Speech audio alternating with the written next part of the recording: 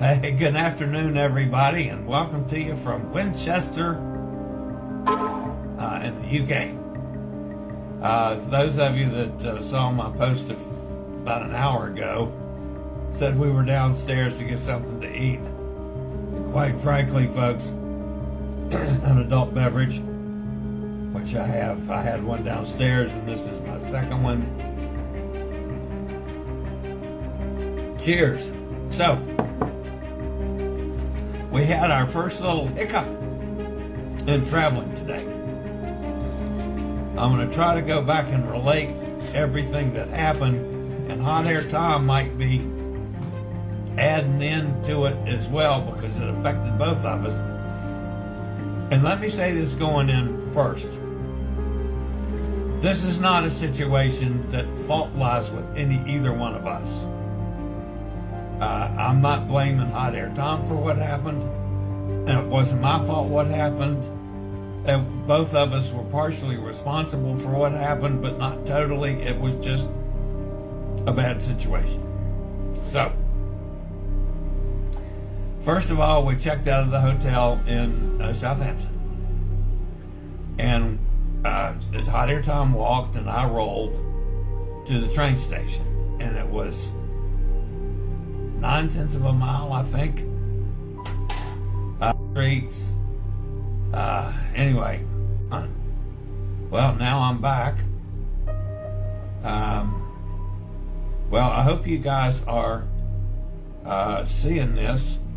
It just completely lost the signal, so I stuck with it. I'll continue to stick with it until it completely takes me offline. So, all right. We got to the train station and found out where our train was. And of course, I have to go up.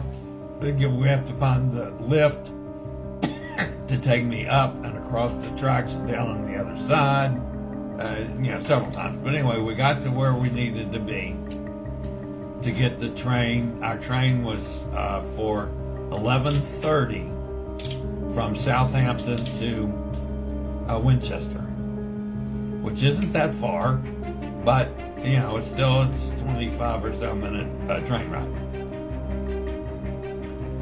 We had been there about 10 minutes when we found out that there was problems on the track with signals, and they started announcing delays. Our train was going to be 20 minutes late. And then it was going to be 19 minutes late, and we were 10 minutes closer to it. And so it was a little bit confusing. But finally, when it got down to be the time for our train, okay, I'd already talked to the people about them meeting me to get the ramp and so forth, so I could get on, because I had to go up a ramp to get onto the train cars. The cars are just like 6 or 7 inches higher than about 6. It's not a bad step up, but it's a step up that I can't do from the chair, and a little more space. So they put a ramp up for me, which is fine. So I saw the guy. The train comes in that I'm thinking is our train. Hot Air Tom and I were on the wrong end of the platform from what we'd been told earlier.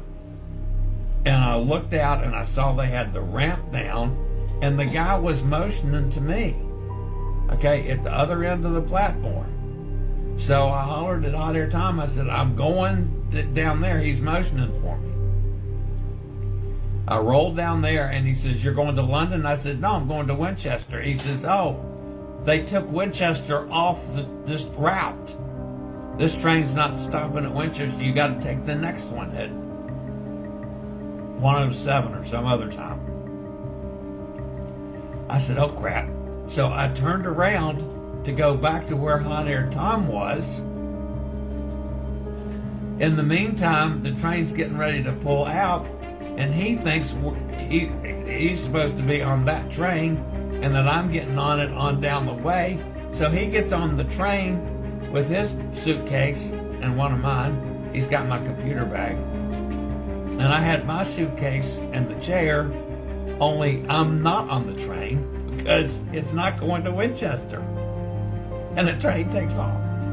And no hot air Tom. So I get on the phone. I tried to call him, it went to voicemail. I sent him a text. And then I'm not sure if I've got a Wi-Fi signal there or not. It was just total craziness.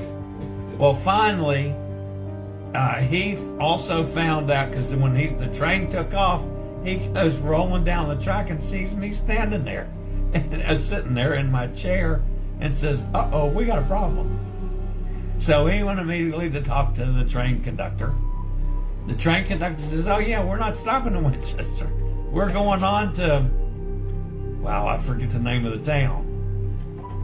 And you'll have to get off the train there and get on another train and get back to Winchester. So by that time, I've tried to call him. In the meantime, the train comes that I'm supposed to get on. By then, I've talked to everybody, because Tom, let me tell you the other part I'm leaving out. Tom has the tickets on his phone, because with me pulling a suitcase and driving the chair and then trying to use a phone or paper to show him my ticket, he's just going to show the tickets for both of us. So he's on the wrong train now, going to the wrong place with both of our tickets. And I'm sitting there, and so I'm still talking. This guy gets his boss, the other guy gets his boss. Finally end up with the station manager. He says, oh, it's no problem. You just tell the people on the train what happened. They'll put him on, they'll take him to Winchester, and then his friend can get off and get back on and come back to Winchester, and they'll meet up in Winchester in about an hour. Okay, so that's what we did. So I got to Winchester. In the meantime, then Tom called me back just as I'm boarding the train. So I had to dig my phone out of I had it underneath the chair, because I can't carry anything. I have it underneath the chair. I get it pulled out. It pulls the phone off the selfie stick. The phone falls down on the ground. Thankfully, a guy was there to pick it up. I answer the phone. I said, Tom, I can't talk. I'm getting on the damn train. And so I hung up on Tom. I get on the train. They put me in I got a nice little place for wheelchairs, and go to Winchester. I get off in Winchester. Now he's going to be coming in the opposite direction, which means I have to go find the lift again and go up and take the sidewalk across to the other side of the track, back down another lift on the other side that his train will be coming in on. So now I'm at least where he's going to be coming in like 30 minutes. And meantime, folks, it's cold as blue blazes. I've got my winter coat zipped up. I got gloves on. I got my Elmer Fudd hat on from Liberty University, which I hate wearing a Liberty University hat, but still, it keeps my head warm. And so, and by then, I've been outside for about an hour, or maybe more, counting the rolling down there. So, I get to Winchester, get to the waiting room, and first I had to go to the bathroom. I had to pee for an hour before. The lady lets me into a very nice handicapped restroom, which is outside. Okay? So, it wasn't a heated restroom. So I didn't take long to do my business. I'll promise you that. I got out of there, got my suitcase. I went down to the heated waiting room. Heated in Winchester, England, means 45 degrees. That's heated. And not centigrade. Yeah, not centigrade. 45 degrees Fahrenheit. So I'm sitting there for another 30 minutes, freezing my butt off. Finally, hot air Tom finally gets there. Great. Now we got to go find the car. He's rented an SUV that's big enough for us to get in, our suitcases to get in, and my chair, which we're assuming has to come apart at least in several pieces, not all the way apart. It came apart real easy. But it's got to come apart in several pieces, and I don't have enough oxygen to stand there and do it myself, which is why I have a lift on my car. So I've got to coach Hot Air Tom through doing that. Well, so now we find what's the rental car company? Enterprise. We're at the Enterprise office, which is in the train station terminal building, but kind of up the hill. The doorway into the Enterprise office is about this big. No way my chair is going to go into the office. So I'm sitting outside in the cold still, with the suitcase and my chair and my Elmer Fudd hat on and my gloves, and Hot Air Tom, who has a tendency to talk a lot. He goes in there to get the rental car. And the guy with the keys, I don't know if he was on a lunch break or was done for the day or whatever. So the lady in there has to call him to come back with the keys. Okay. And they're talking about the car, and he says, "Oh yeah, there's plenty of space for what they." No problem, plenty of space. Okay, so I just got to go get it and drive it around. So I'm thinking, hey, the guy's got to go to a little parking lot, grab the car, and he's going to drive it right around. So it was 30 minutes later. I think he went back to Southampton to a lot to get the car and drive it back to us, and it's not an SUV. It's a Mercedes, Nice.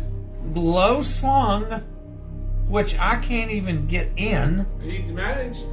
I got in, and I'll be perfectly honest, folks, I kind of fell to the seat. Then I had to go sideways to get my head into like this. So it squeeze in like this and come up, and my head's jammed into the top. I got the one leg in. I can't get the other leg in. So I have to wait till Hot Air Tom gets done with all this bullshit, you know what he's doing, and have him help me get my leg in. That's how low slung this damn car is. And the agent is sitting there saying, "Oh yeah, there's plenty of space. It's the same amount of space if you'd had an SUV." Yeah, no, it's not, dude. It's usable space. At least is a lot different. So anyway, that finally gets settled. In the meantime, I have been outside in the cold now for 3 hours. Oh, little sissy. Oh, shut up. I'm the one that was freezing and now in severe pain from having to ball my bad knee up to get it in this damn little car. And Hot Air Tom has to figure out how to drive the damn thing, because everything is an electric car to start with. I'm not familiar with anything in an electric car. I've never been in one. So he's got to figure out how to punch buttons and fly a kite or whatever the damn thing does. So it was 20 minutes or so that we're sitting there for him trying to figure out how to go and drive on the wrong side of the road. Remember, we're in England. Everything is opposite. And I'm on the left side now. I've never ridden on as a passenger, so I feel like everything's hit me in the face. You know, the trees and people on bicycles. And, oh my God, it was awful. And then I'm trying to watch the GPS to help Tom, because I know he's going nuts because he's driving on the wrong side of the road and doing roundabouts backwards. And oh my God. Well, we didn't have a wreck, thank God. We finally made it to the hotel. We check in. I'm thinking, there's a bar. I need an adult beverage pretty quick. Well, we'll get the room first. And then we find out that the room we've got is not handicap accessible. So he said, oh, no, that would have to be a mistake. So it's got to be a handicap accessible room. So the girls at the desk were just sweethearts. Let me add one thing. Okay, here comes hot air Tom. I think part of the problem was that Chillie wanted separate beds, and you couldn't have both separate beds and handicap accessible. They were two different animals. So we were hoping that at least it would be a walk-in shower without a tub, that we could get a shower seat for him, which may or may not have worked. We didn't get that far. Yeah. So now you can continue with. All They right. were excellent. The front desk. So we got up to the room, and hot air Tom went to park the car. Because he had just pulled it in the front, and of course, they don't allow that. So he has to go find the charger or something to plug the damn car in. Again, I don't know anything about electric cars, folks. So he has to go plug it into whatever it's got to get plugged into. In the meantime, I get upstairs with a suitcase, my suitcase, and he puts his backpack, which weighs 1,400 pounds, on my suitcase. Okay, because he's got my little computer bag, which weighs about 20 pounds, on his suitcase, which is, his suitcase is twice the size of mine. So I got my suitcase in his backpack, and I'm trying to get in the room, and I can't leverage it across carpet because it's too much weight. Right? I'm talking about my suitcase is 50 pounds-ish. His backpack has got to be 75 pounds-ish. I'm talking about 125 pounds or so that I'm trying to maneuver across carpet from a wheelchair and get it in a non-accessible door. Just, So finally, I got the door open and the chair sitting in the door, holding it open, and I got to sit there and wait for hot air Tom to get back. In the meantime, it's 10 minutes until he gets back from plugging the car in, which was probably back in Southampton again. I don't know. Wherever he had to plug the car in, near the trash dump. Anyway, so here I am, sitting in the hallway, in the doorway. Can't do anything. Because I don't want to go in and have the door closed if somebody steal the damn suitcase and all of Tom's business stuff, which is in that backpack. So I got to guard it, you know. In the meantime, they called from the front desk, right? Tom had gotten there. We got in the room. We got all the suitcases in the room. They called from the front desk, and they said, we finally got a hold of the people that are next door in 124 in the accessible room with 2 beds, and they don't need it. You got your bed for tonight,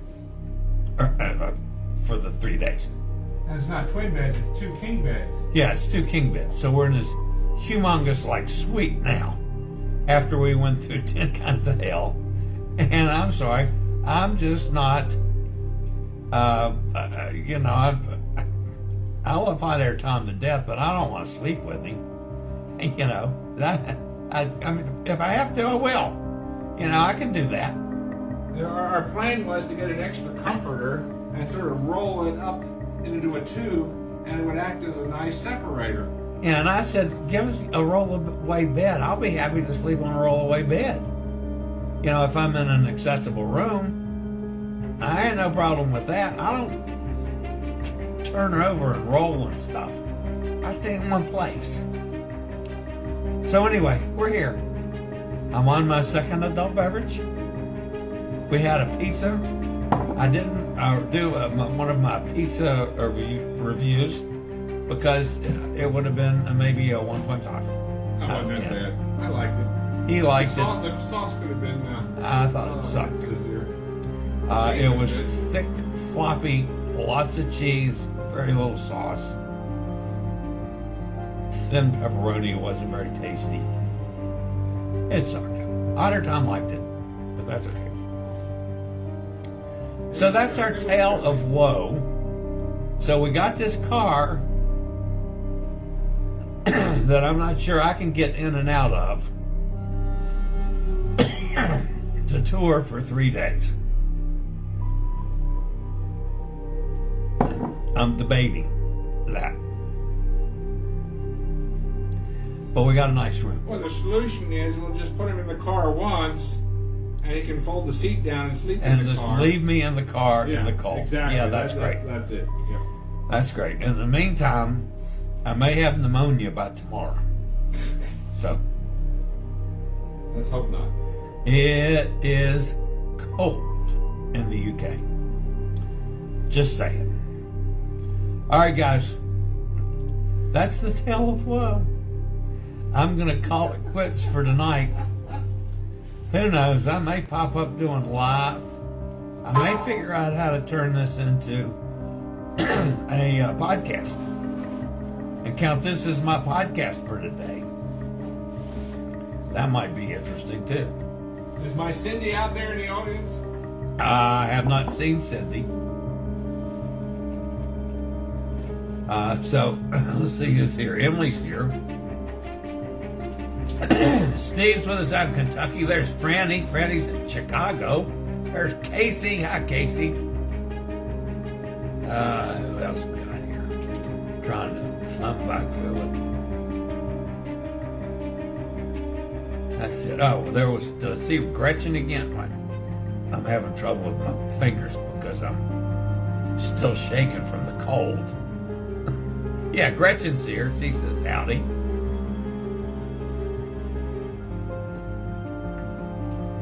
There's Emily. By the way, Emily, since you're on here, I have to tell you, I'm going to be doing a show about it because I have a new follower in the UK. I don't know if you guys were able to catch on to it yesterday while I was attempting to interview Christy on the show. While I was trying to discuss serious things with her, somebody, and I won't mention any names, is over there having a damn conversation with a flippin' bird. That he realized the bird was there to watch the show. And it wasn't a pigeon, it was a seagull named Emily. And the seagull liked what he was seeing, so he went and got one of his buddies, and the two of them came back and watched the show. I'm not kidding, folks. They came back this morning and wanted to know why I wasn't doing a show today. That's the truth, too. All they wanted was me to sign an autograph. And then I couldn't get out on the roof to sign an autograph for him. So they followed us to the train station. I saw it at the train station, and a train almost ran over one of them and they flew away. So I lost my fan. I haven't seen him since. But that's a true story. So we named one of the birds as Emily. Because we figured that the bird listens to me better than you do. So that's what we decided to do. So that's the truth, Emily, straight away from the UK. And I'll stick with it forever. She thought it was a pigeon. No, it wasn't a pigeon. It was a seagull. It was white.